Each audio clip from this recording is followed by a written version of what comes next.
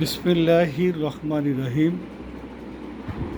সম্মানিত দেশবাসী ও দর্শক শ্রোতা, আপনাদেরকে শুভেচ্ছা এবং অভিনন্দন জানিয়ে শুরু করছি আজকে একটি ভিন্ন ধরনের ভিডিও।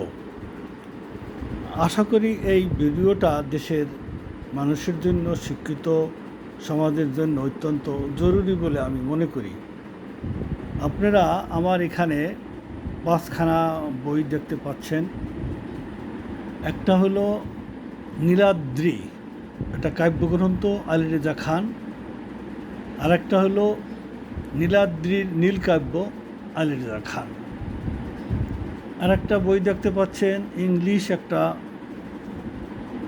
পোয়েম, কবিতার বই। এটা হলো দি ভার্সেস অফ টাইম। আর একটা হলো কবিতার বই এগিয়ে যাও বাঁধ ভেঙে।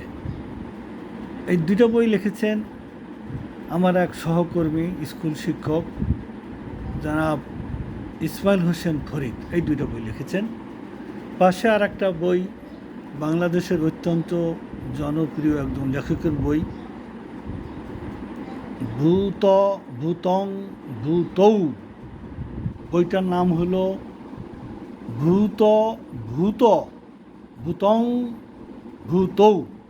এটা হলো বইয়ের নাম।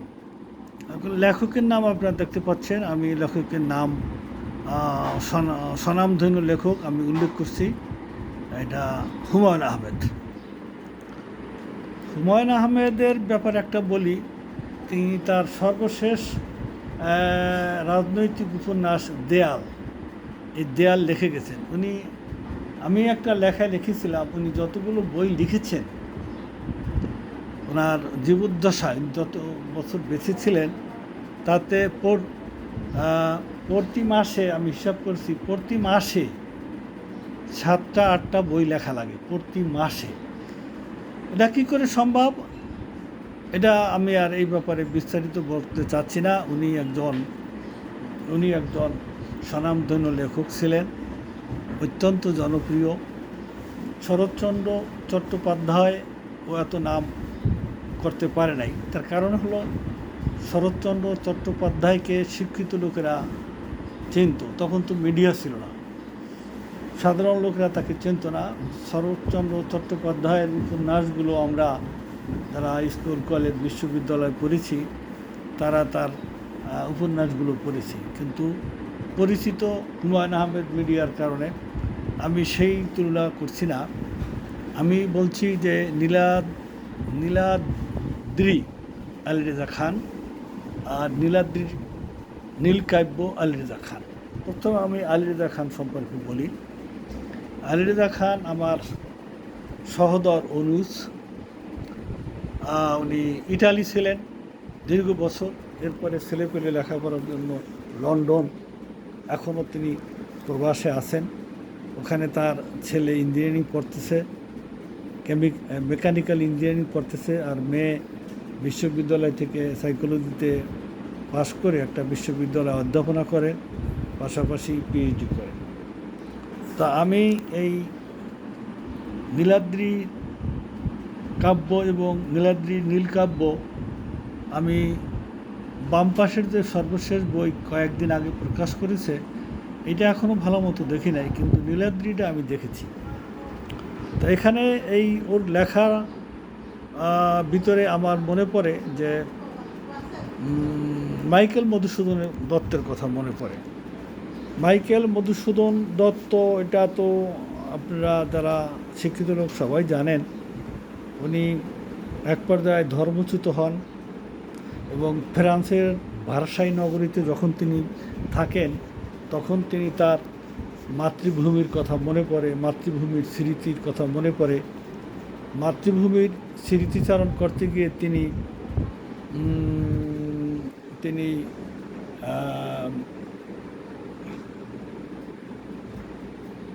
কী নদ যেন তিনি সনেট লেখেন, যে কি নদ, নামটা তো এই মুহূর্তে মনে আসতেছে না। সনেট লেখেন তিনি, কপোতাক্ষ নদ সনেট কবিতাটা লেখেন। কপোতাক্ষ নদের মাধ্যমে তিনি তার মাতৃভূমির প্রতি যে ভালোবাসা, দেশের প্রতি যে ভালোবাসা, তার অনুরাগ তিনি প্রকাশ করেন। ঠিক আলী রেজা খানের যে দুটি কাব্য, নীলাদ্রি এবং নীলাদ্রি নীলকাব্য, এই দুইটা বই পড়ে আমি আমার সহোদর অনুজ, সেই জন্য বলছি না, এটা প্রকাশনা উৎসব এবং মোড়ক উন্মোচন যখন করে তখন দেশের বিশিষ্ট জন ছিলেন, কোনো মন্ত্রী ছিলেন, কোনো এমপি ছিলেন, ডিসি ছিলেন, আরও সাংবাদিক সাহিত্যিক ছিলেন। তো আমি নিজ মুখে তাদের অভিব্যক্তি শুনেছি যে সে একেবারে পাড়াগাঁয়ের গৃহস্থ পরিবারের, কৃষক পরিবারের একটি ছেলে হয়ে ওখানে সেই গ্রামের বাঁশঝাড়ের ভিতরে জন্মগ্রহণ করে সে ইউরোপের কান্ট্রিতে বসবাস করতে গিয়ে দেশের যে স্মৃতি তিনি লিপায়িত করেছেন, চিত্রায়িত করেছেন, এটা প্রশংসার দাবিদার। তিনি শুধু ইটালিতে, লন্ডনে গিয়ে সাধারণত সেই গ্রামের বাঁশঝাড়ের কথা বলে যাওয়ার কথা, কিন্তু বলেন নাই দেশের মানুষ, দেশের আকাশ বাতাস মাটি ধুলার গন্ধ রয়েছে, যেখানে দেশের প্রবীণ ব্যক্তি, রাজনীতি ব্যক্তি, সমাজ হিতৈষী, সমাজকর্মী, সে সমস্ত লোকগুলোর যে অবদান ফুটে উঠেছে, এটা প্রত্যেকেই স্মরণ করেছে। আমি যদি দু একজনের নাম বলি, যে আমাদের দেশের সেই সময়ের ওর দেখা, আমাদের দেশের একজন সমাজকর্মী, একজন রাজনীতিবিদ, একজন বুদ্ধিজীবী, সেই সময়ের একজন আইনজীবী জনাব আসমত আলী খান সাহেব। সেই আসমত আলী খান এবং মিঠাপুর এলএন উচ্চ বিদ্যালয়ের প্রধান শিক্ষক নিত্যগোপাল শিকদার এবং তার ছেলে উদ্দীপন শিকদার, শাহজাহান খান আসমত আলী খানের ছেলে, এবং মান্নান শিকদার, সকলের নাম তো এই মুহূর্তে আমি বলতে পারতেছি না। এরকম আমাদের ওই মাদারীপুর অঞ্চলের যত সমাজ হিতৈষী, সমাজকর্মী যারা ছিলেন, তাদের ব্যাপারে তাদের অবদান এবং তাদের স্মৃতিচারণ এত সুন্দরভাবে করেছেন, এটা কল্পনা করা যায় না। এবং তার যে ভাষা শৈলী এবং তার যে ভাষার দক্ষতা, এবং কবিতার মাধ্যমে একটা জিনিস ফুটিয়ে তোলা কিন্তু অনেক কঠিন। কবিতার ছন্দে মিল, তার কবিতার সে শব্দ শৈলী, কবিতার যে শব্দকোষ, সব কিছু মিলে তিনি যেভাবে চিত্রায়িত করেছেন, প্রশংসার দাবিদার।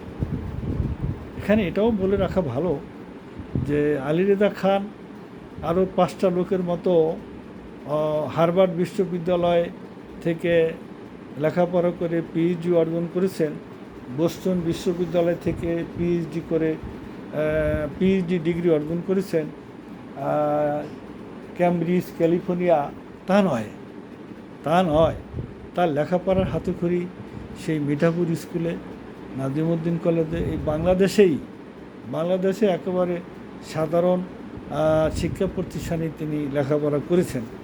তারপরে সে ইউরোপের কান্ট্রিতে গিয়া এই যে বইটা, 2টা বই লিখেছেন, হয়তো ভবিষ্যতে আরও লিখবেন বলে আশা করি। আলী রেজা খান মূলত ও একজন শৌখিন লোক। তিনি তার শৌখিনতা এবং তার পোশাক জ্ঞান খুব ভালো, এবং কি বলা হয়, খুব স্বাচ্ছন্দ্য বোধ করেন, সুন্দর পরিপাটি।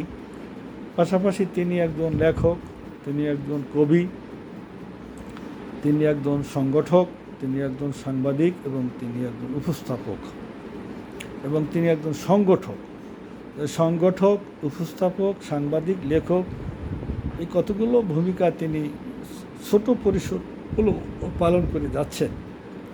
এইটা আমি আর বোঝাতে এবং বলতে পারতেছি না। এরপরে যদি বলি যে আমার আরেকজন সহকর্মী, তিনি ফরিদপুর জেলা স্কুল, ফরিদপুর সরকারি বালিকা উচ্চ বিদ্যালয়ে দীর্ঘ বছর আমার সাথে চাকরি করেছেন, বর্তমানে অবসরে আছেন। তিনি মূলত অ্যাকাউন্টিংয়ের টিচার হয়েও তিনি ইংলিশে পাঠদান করতেন। তাকে জিজ্ঞেস করলে সে অ্যাকাউন্টিংয়ের টিচার বলতেন, কিন্তু ইংলিশ পড়াতেন। তার যে 2টা বই আমার হাতে আসছে, প্রতি বছর একটা বই 21শে ফেব্রুয়ারি বইমেলায় তিনি প্রকাশ করেন। আমি সব বইগুলো তো আর আমার হাতে আসেনি। আমার হাতে যে 2টা বই আসছে, তার প্রথম বই হলো এগিয়ে যাও বাঁধ ভেঙে। এই বইটার ভিতরে আপনি দেখবেন যে সমাজের যে অবক্ষয়, সমাজের যে অন্যায় অপরাধ, এটাকে যে প্যারোডির মাধ্যমে কিভাবে তার প্রতিকার করেছেন, চমৎকারভাবে এটা কল্পনা করা যায় না যে এত সুন্দরভাবে উনি লিখেছেন। পাশাপাশি একটা বই তিনি লিখেছেন, কবিতা, the verses of time. The verses of time, এই বইটা আমার মনে হয় যে না পড়লে বুঝবেন না। তবে আমি ইংরেজি জ্ঞান আমার নেই, আমাকে ভার্সেস শব্দের অর্থ জিজ্ঞেস করলেও হয়তো আমি বলতে পারবো না, আমাকে ভার্সেস লিখতে দিলেও হয়তো আমি সঠিকভাবে নাও লিখতে পারি। আমার ইংরেজি জ্ঞানটা এত কম, সেই হিসাবে আমি বলবো যে একজন স্কুল শিক্ষক হয়ে তিনি যে ইংরেজি ভাষায় একটা কবিতার বই লিখেছেন, এটাতে কতটা প্রশংসার দাবিদার আমি বলতে পারবো না। আর সবচেয়ে বড় কথা হলো যে স্বাভাবিকভাবে না, এর মানও অনেক ভালো। কিন্তু আজকে একজন মাধ্যমিক শিক্ষক বইটা লিখেছেন, আমরা মূল্যায়ন করতে চাচ্ছি না, আমরা এটাকে গুরুত্ব দিচ্ছি না। তা আমি দেখি অনেক জ্ঞানী গুণী লোকেরাও যে বইটা লেখে ওইটা ওই লোক হিসাবে ওইটা মার্কেটে চলে যায়। এই যে আমি আর একটা বইয়ের কথা যদি বলি, ভূতৌ, এটার অর্থ যে আমি তো বুঝি না, কয়জনে বোঝে। এবং এটা কিন্তু একটু স্কুল গোয়িং নিচের ক্লাসের ছেলেদের জন্য। আমি এইটার আর বেশি সমালোচনা করব না, উনি বড় মাপের একজন লেখক। এই যে ভূতৌ, এইটা যে শিরোনামটা কি, যে কোনো একটা শিরোনাম দেখলেও তো মানুষের আগ্রহ বাড়ে, এগিয়ে যাওয়া বাঁধ ভেঙে। এই যে ভূতৌ, আমি নিজেই অর্থ বুঝি না। আর ভিতরে লেখাগুলো আমি যতটুকু পড়েছি, তাতে যাদের উদ্দেশ্যে লেখা তারা যে এর মর্ম বা বুঝতে পারবে বলে আমার মনে হয় না। তো যাই হোক, আমাদের সমাজে অনেক লোক আছে, অনেক মূল্যবান লোক, তারা মূল্যায়ন পাচ্ছে না, তাদেরকে মূল্যায়িত করা হচ্ছে না।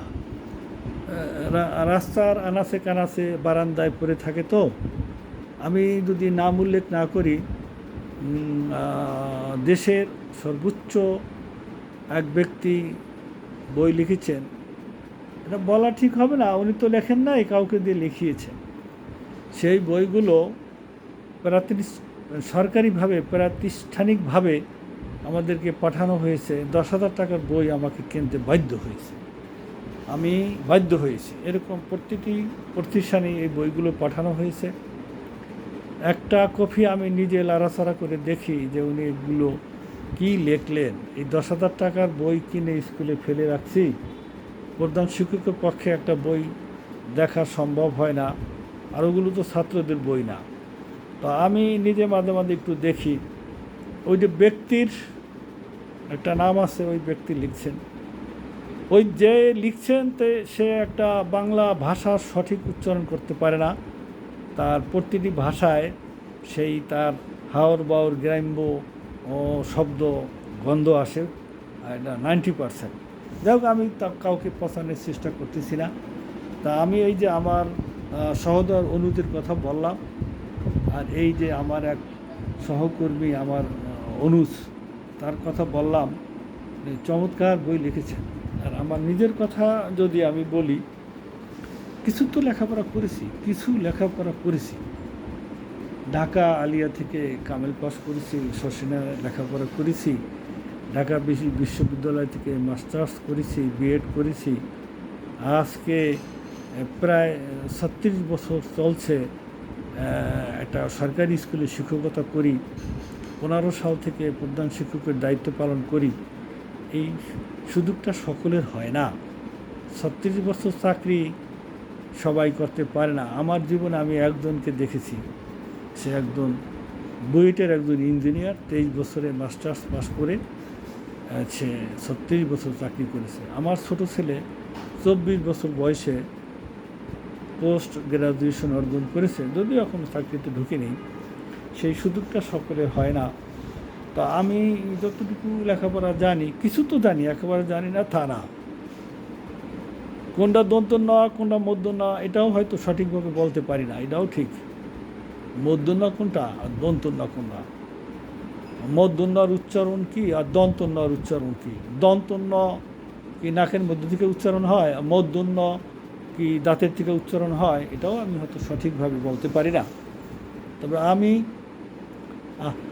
আমি সেই কিশোর অবস্থায় কিছুটা লেখার অভ্যাস, বলতে গেলে 77-এ আমি মোটামুটি ভালো লেখি। তখন আমি 8ম বা 9ম শ্রেণীর ছাত্র। মোটামুটি ভালোই কবিতা লিখতাম, যেমন একান্ত মনের আনন্দে কবিতা লিখতাম, লিখে এই বাড়িতে এলাকার লোকজন নিয়ে হাসাহাসি ফুর্তি করে ছিঁড়ে ফেলতাম, সংগ্রহ করতাম না। তখন তো ওরকম ভালো ডায়েরি ডুয়েরি ছিল না গ্রামে। পরবর্তীতে আমি লেখা সংগ্রহ করি। তবে এ পর্যন্ত আমি 3টা বইয়ের সিডি এবং পাণ্ডুলিপি, প্রিন্টেড পাণ্ডুলিপি তৈরি করেছি। বাংলা বাজার আমি বড় বড় প্রকাশনায় হুমায়ুন আহমেদের বই যারা প্রকাশ করে তাদের নিকট গিয়েছিলাম, কিন্তু সত্যি কথা কি তারা একটু কম মূল্যায়নই করেছে। আমার কবিতার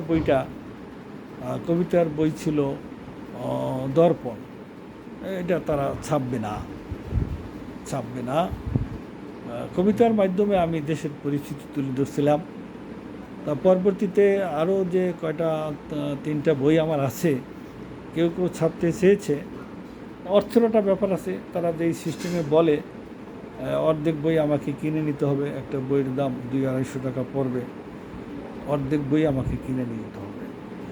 তাই আমিও আসলে আর্থিকভাবে অতটা সচ্ছল ছিলাম না, আর তখন ছেলেপেলে লেখাপড়া করে, এদিকে অর্থ ইনভেস্ট করতে চাচ্ছিলাম না। আর দ্বিতীয় বা এটাই মেইন কারণ, আমার বইয়ের ভিতরে নিশ্চয়ই যে কোনো বইতে সমালোচনা থাকবেই। তা বিশেষ করে কিছু ধর্মীয় কথাবার্তা তো থাকে বইয়ের ভিতরে।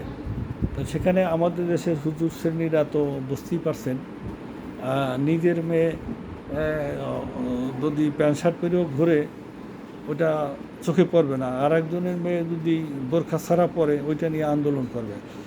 তাই বিশেষ করে আমাদের দেশের হুজুররা আবার একটু কম ধৈর্যশীল, সামান্য ব্যাপারে মনে হয় করে যেন প্রতিবাদী, আসলে তা না, একটু ভাইরাল হওয়ার চেষ্টা করে। তা মান সম্মানের প্রশ্ন, আমার বইয়ের ভিতরে এরকম কিছু কথাবার্তা আছে। আমি বিশেষ করে হুজুরদেরকে ভয় পেয়েছি যে ওনারা যদি একটা আন্দোলন করে আমার মান সম্মানের প্রশ্ন, চাকরি নিয়ে টানাটানি, তা আমি বিতর্কিত হয়ে ভাইরাল হতে চাই না। আবুল আহাবের নাম কোরআন শরীফে এসছে, ওরকমভাবে আমি ভাইরাল হতে চাই না। আবুল আহাবের নামও তো কোরআন শরীফে আছে। তো সমাজের কুখ্যাত এবং সুখ্যাত, যাই হোক। তবে আমি যদি 2-1টা উদাহরণ দেই যে কোন পয়েন্টে আমি বিতর্কিত হয়ে যেতাম। আমি আমার একটা বইয়ের ভিতরে লিখেছিলাম, এখনও বইটা আছে, বই প্রকাশ করিনি, যে গরিবের আজরাইল টেরাকের নিচে থাকে, বস্তির ভিতরে থাকে, আর বড় লোকের আজরাইল মাউন্টেন এলিজাবেথ হাসপাতালে থাকে। যেহেতু বড় লোকের আজরাইল মাউন্টেন এলিজাবেথ সিঙ্গাপুরে ওখানে তারা থাকে, ওখান থেকে আসে না। বড় লোকের অসুখ হলে প্লেন হেলিকপ্টার ভাড়া করে তাদের কাছে যায়, তারা যান কবজ করে, তারপর বাংলাদেশে আসে। আর গরিবের আজরাইল যেখানে সেখানে থাকে, বস্তির ভিতরে আগুন লেগে পুড়ে মরে, গার্মেন্টসে আগুন লেগে পুড়ে মরে, টেরাকে নিচে পড়ে। এভাবে আমি কথাটা প্রকাশ করতে চাচ্ছিলাম যে আমি বোঝাতে চাচ্ছিলাম এই যে বড়লোকের মৃত্যু পয়সা ব্যয় করিয়া ওই দূরে গিয়া হয়। আজরাইল তো একটাই, আজরাইল তো আর একাধিক আজরাইল না। এই কথাটা যদি না বুঝে আবার আমার হুজুররা কইতো যে উনি সিরেকি কথাবার্তা বলেছে, কুফুরি কথাবার্তা বলেছে, আজরাইল তো একজনই। এটাও ঠিক, আজরাইল একজন, খুব ব্যস্ত থাকে, ওনার নির্দেশে একেবারে সাথে সাথে মানুষের যান কবচ হয়ে যায়। যাই হোক, এইরকম আরও কিছু কথা আছে, এই বিতর্কের ভয়ে আমি বইগুলো প্রকাশ করতে পারিনি। তা আপনাদের কাছে যে বলার যে এই যে আমার ছোট ভাই, এই যে আমার অনুজ, এদের জন্য দোয়া করবেন আর আমার জন্য দোয়া করবেন। আমার চাকরি শেষের পথে যদি হায়াতে বেঁচে থাকি, পেয়ারেল শেষ হলে আমি 5টা বই একসাথে প্রকাশ করার চিন্তা ভাবনা করছি। তখন অর্থ ব্যয় করা লাগে করব। তা সে পর্যন্ত আপনারা সবাই ভালো থাকেন, দোয়া করবেন যাতে অন্তত এই বই কয়টা প্রকাশ করার জন্য আল্লাহ পাক হায়াত দান করেন আর ভালো কিছু লেখার জন্য। আমি এখনও আমার একটা খান লাইভ এটা ইউটিউব চ্যানেল আছে, সেখানে আমি সমাজের দর্পণের মতো কিছু ভিডিও দিয়ে থাকি। আপনার যদি সময় হয়, ধৈর্য হয়, দেখবেন, দোয়া করবেন। সে পর্যন্ত সকলে ভালো থাকেন। আসসালামু আলাইকুম ওয়া রাহমাতুল্লাহি ওয়া বারাকাতুহু।